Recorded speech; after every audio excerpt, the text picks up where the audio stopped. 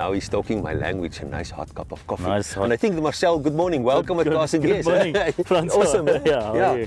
Finally. Yeah, finally, you're very much right. Where in the world can you sit next to the road in the greenery, talk about Namibia, the adventures of Namibia? Now, before getting to Marcel, you can see behind me a unique Land Rover, and she's got a name.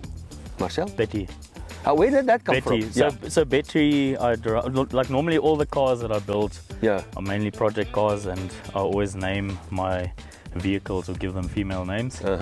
And then I never expected to actually go buy a Land Rover, but then somehow I found this in the newspaper, was a V8, and I didn't know the Land Rovers came out in a V8, and I'm a big V8 fan. And then initially I had a look at the Land Rover, and the first thing that popped into mind was Betty Page, which was a famous pin-up girl in the 1950s from New York.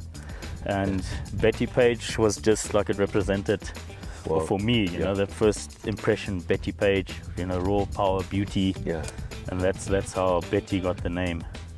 Now look at that, and I just want to tell our viewers, I have the privilege to know Marcel for many years. I recall at one time a Nissan Skyline. I had a Nissan Skyline R32 that Pierre Marais and myself, we imported one from Japan. Two different worlds apart. Yes, big difference. I mean, from Betty to I actually sold the Skyline to go into this side of the world. You don't miss the Skyline. Never. I do miss it now and then, but never regret it. I think this was the best investment I could have ever done.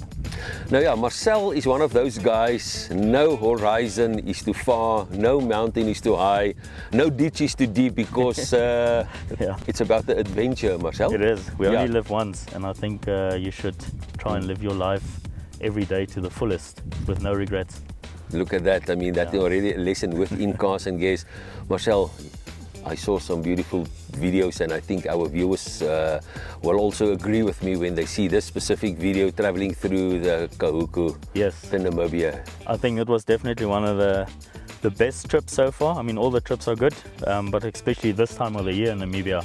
Rainy season, green, and then especially Kaokofel, Damaraland, I think is a side of Namibia that nobody actually sees, like locals especially, from what I've heard. So it's only a handful of people that know those areas. And the footage, I'm glad I could actually share that with you to get a bit of that out there. I think we in Namibia should be proud to have a country like Namibia, and we should actually cherish value. Tell us about the preparation. I mean, you're going to go remote. Yes. Everything must be there. There's not a shop that you can go ry om die hoekie. Kom kry gou spares. So preparation is key for me. I think it's a very important part, and I normally start preparing 2 weeks before a trip. Mechanical toolboxes, spares in general, but also supplies, enough water, route planning. You need to know where you are, where's network, where's no network, where you would need set phone in case something goes wrong. So preparation is definitely a big must to go into the remote areas. Also a bit of, what would I say, research on, especially now with the rainy season. You know, where does it rain? Did the rivers flow? Not, because we have the big epithermal rivers up in the northwest. And they are very unpredictable because their catch basins are on the inland. So the sun kan skyn daai kant, maar jy weet jy as hy daarin, and then it comes down. So Marcel, did you ever get to a situation with Betty, say, "Woo, I bit too much off," or is it kind of those things that say, "Let's go"? I think I've been in a lot of situations with Betty.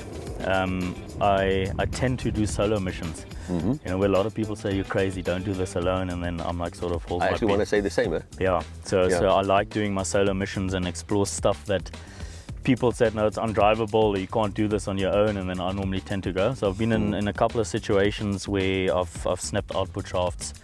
I've snapped a differential. That was my latest thing. In the bush? In the bush, middle of nowhere, far out of reach. What went through your mind that time? I think number one is don't panic. I just want to say that's not the option then. No.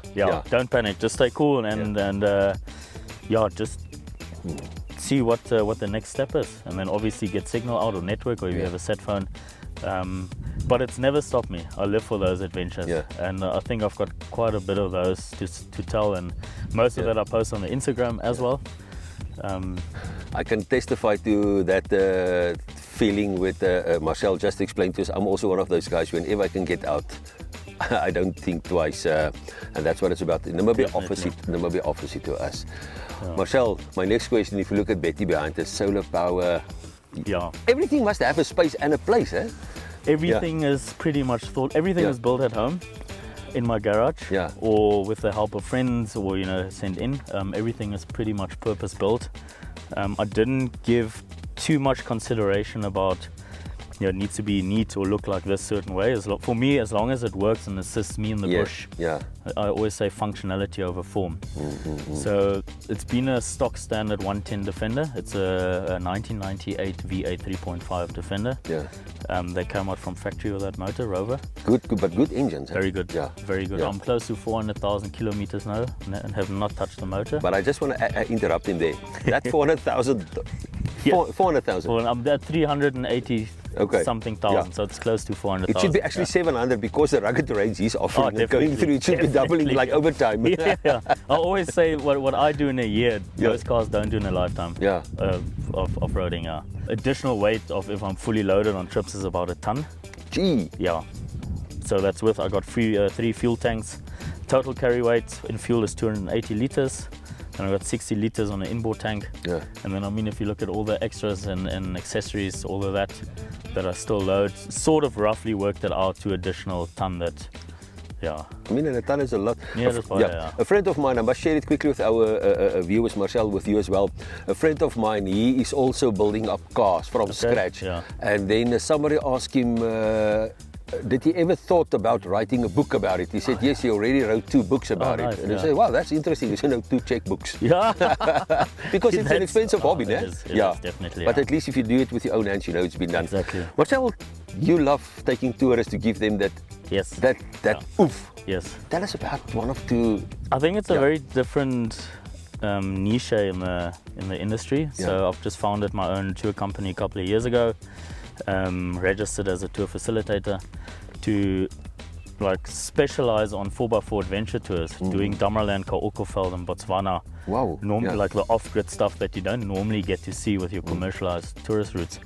And somehow the tourists, they love it. Absolutely, They flip and die for it. They want more. I've got returning clients that come every year. So we rent in vehicles. I do leading vehicle with equipment, and they follow me in the 4x4 and on a guided self-drive. Or we get another guide in and get that experience if they're not too confident. I think one of my questions as I will join Marcel. Some people will say, Francois, you're totally off the grid again, but this is what I'm living for, also to be off the grid. Definitely. Marcel, I want to go to that place that no one else saw. Exactly. So you will take me there? I'll take you there. No matter what, And then another thing, if you can also see on this video, especially with the rainy season in Namibia, there are some advice before going into a river. You guys went, you said, in the Horasib River. So I actually came back 4 days ago from a big 10-day trip that I've done with some friends. It was his 30th birthday, and we decided to do the entire Kaokofeld from Kunene, Horasib, Aba-Huab, Aba-Huab, all the big rivers, and it was predictable. We did have Horasib in full flood. The Kunene was in full flood. I've never seen it flood. Went over the banks, through our campsites even. Wow. And but one thing that is very important, or that I also always say, is if you see a river, get out of the car.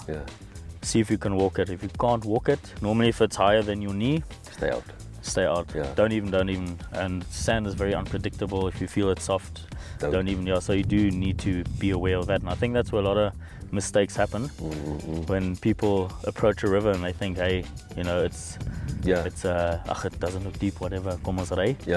And then it happens quick. So always be vigilant with rivers. Very dangerous. And you also love cooking in the field. I see the potjies. Hello, there's no. Potjie is one of the most amazing things ever made. You can do so much with it. And that's my concern at this stage. If you see the lekker kos wat hulle eet and he doesn't even gain weight, it's because of all the work in the cars. Work in the cars, out in the field, but it's also good homemade food. The world is open. My biggest dream, and I'm still not hoping, I will do it, is drive through Africa. Wow. So I want to do the entire Africa drive. My sister lives in Germany, so I thought of driving through Africa, pop up in Germany, ring her doorbell, say, hey, here I am. I actually don't want to talk to him much longer because he's doing what I want to do. But yeah, sadly, you still have, how can I say, you still fit enough to do that. Yeah, well, I'm trying to stay fit. Yeah, I think that's also a key.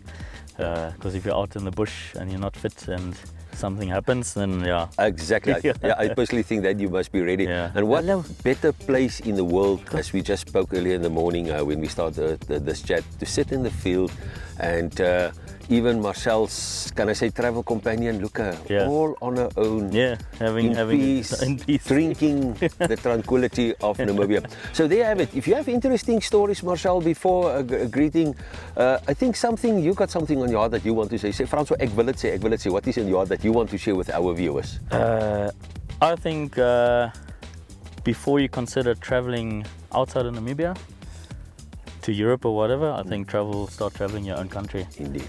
I think Namibia is such an amazing, beautiful country. I've been doing this for 10 years now, and I still have not seen everything. And there's so much our country has to offer.